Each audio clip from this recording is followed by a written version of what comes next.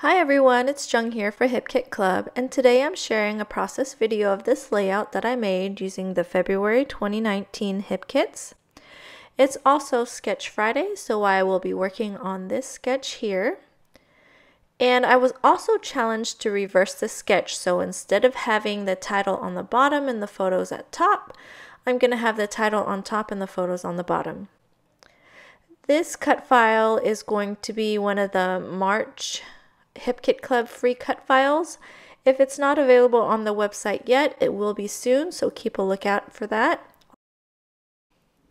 I really like when cut files are big enough to easily back with pattern paper, and so I'm just going through the pattern papers from the February kits and trying to decide what I want to back this cut file with.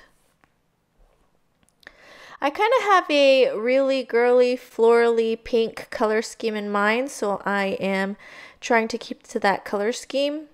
And I am not sure what pattern paper I want behind which letter yet, so I'm cutting all the pieces big enough to fit behind the heart so that if I change my mind and move things around, it will be big enough.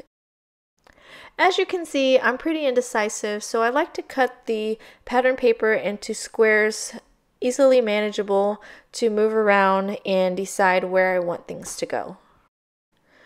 Once I decide which pattern paper I want to go behind which letter, I do the tracing technique. I just trace around the letter and then cut it out with my scissors, and I'm not going to show you all the letters because it can be a little time consuming, so I'll just show you how I do this one. Since the letters on this cut file are relatively big, it did not take me very long at all. I just got a little hung up on the I. You see that it's not enclosed all the way where the G and the C is, so I tried to cut that part a little bit nicer than I normally would. So after I cut out the letter, I just glue it to the back of the cut file with liquid glue. And I am just finishing my last letter up here. And then I put my acrylic block on there to let it dry while I glue my next letter. The photos that I'm using are going to be the design team announcements. I've been on them 4 times now, and so I'm going to be scrapping all 4 design team announcements. And this is kind of where I got my color scheme from. The first design team announcement that I was on, it was sort of a mint color, and then the other 3 are pink, and so I wanted to go with that aqua blue and pink color scheme. So now I'm just trying to decide how I want my background to be, and now that I kind of look at that pink and white stripe, I kind of like it, but I don't end up going with it. Right here I decided I wanted to do a white background, and I thought maybe I would do a little bit of a mixed media. So I'm going to be using some Distress Oxides and my ink blending tool. And I believe we got these Distress Oxides in previous color kits. I'm using Cracked Pistachio and Worn Lipstick, I believe.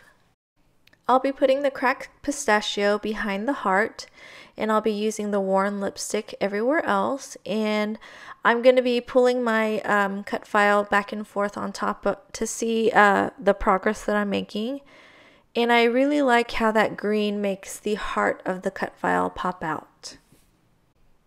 I decided to use my ink blending tool because I just wanted a soft look. I thought it went really well with the title, the magic title, and I just wanted to make it look soft and magical, I guess.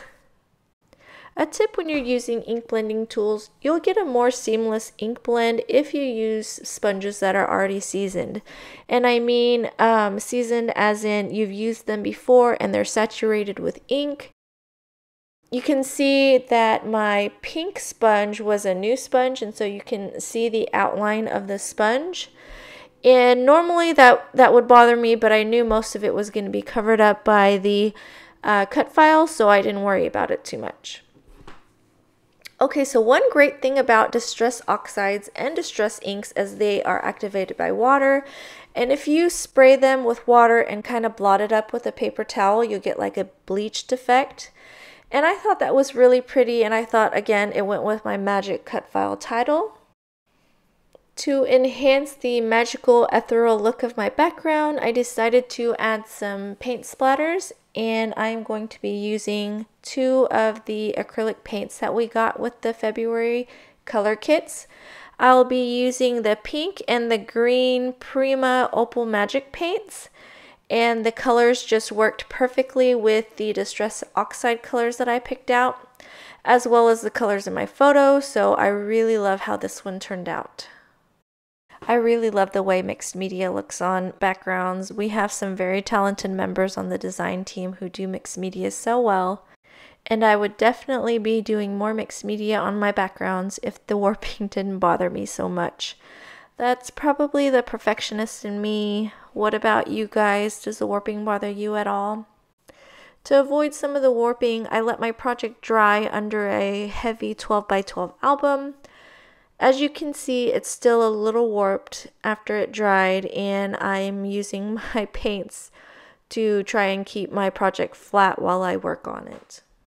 I'm mounting my title with foam squares, and I'm using my trusty T-square ruler to try and get it as straight as possible. And then next I'm going to be attaching the photos to the layout, and I'm going to be using foam squares for those as well. As I mentioned in the beginning of the video, I made this layout for Sketch Friday. And in case you aren't aware, in the Hip Kit Club group Facebook page, a new sketch is added every Friday, and you guys are encouraged to be inspired by the sketch and add your project to be entered into a drawing for a gift certificate. I will leave a link to the Hip Kit Club group Facebook page below. I'm so sorry about the brightness here. I just decided that I wanted to use that blue floral Cartabella floral paper for the background instead of the black and white striped. You can see this is the paper that I fussy cut some of the flowers out of, so I'm just trying to trim some of the jagged edges before I attach it to the layout. And I decided I wanted to distress the bottom of the white cardstock, and I'm just going to use the edge of my scissors to rough it up. I'm also going to use my fingernails to kind of add a little bit more distress. I don't know if I've mentioned yet in this video or not, but I fussy cut a lot of the flowers from the 2 Cartabella pattern papers, and that's what you see to the top and the right. I took my layout off camera and did some machine stitching on top. And I also wrote a little bit of journaling on the label that I fussy cut from a Pink Fresh Studio pattern paper. My journaling says, "I'm so honored to continue on the best DT ever, #HKC. And now I'm going to start working on embellishing the layout. I'm just going to kind of arrange some of the fussy cut flowers. And once I decide that I like the way things are looking, I'll start attaching the embellishments to the layout. On some of the flowers, I will use foam tape, and then some of the flowers I'll just use double-sided tape and stick it straight to the layout. I like to give my layout some dimension just to give it a little bit more interest. Aren't the flowers on the Cartabella pattern paper so pretty? As soon as I saw the pattern paper, I knew I was going to do some fussy cutting, and I wanted them to be on a layout as embellishments. I tried fussy cutting them both ways. I started cutting them right up against the edge of the flowers, but it got pretty difficult because some of the flowers overlap and I didn't want to cut off any pieces. So then I also started fussy cutting them with a border around them. And those are the flowers that I decided to use on this layout. With the exception of the paint splatters, which are from the color kit, everything on my layout so far is from the main kit. All the embellishments are from pattern paper, even the title, the flowers, the journaling label, they were all from pattern paper. Of course, I am going to be adding a little bit of more embellishments from the other kits, but it's amazing how good pattern paper can get you on a layout. So I'm really loving how my layout is looking so far. I really love it when I can take part in this sketch challenge. The ladies are also creative when they come up with their sketches, and I get so inspired by them. Sometimes I take them quite literally, and sometimes I just take a little inspiration. My layout is looking as embellished as I usually like it, but I did add a couple things. I added that Pink Fresh Studio ephemera label, and then I'm going to add a Cartabella Bloom and Grow chipboard sticker. And after I finished filming, I decided to add just a few more things. I added some Cartabella brads and then some of the Pink Fresh Studio puffy flower stickers, which you can see in the photos following. Thank you so much for watching. Don't forget to check out the Hip Kit Club website for these awesome kits. The March 2019 kits have already been revealed, and I will leave the links for the Facebook group down below. Have a wonderful day. Bye!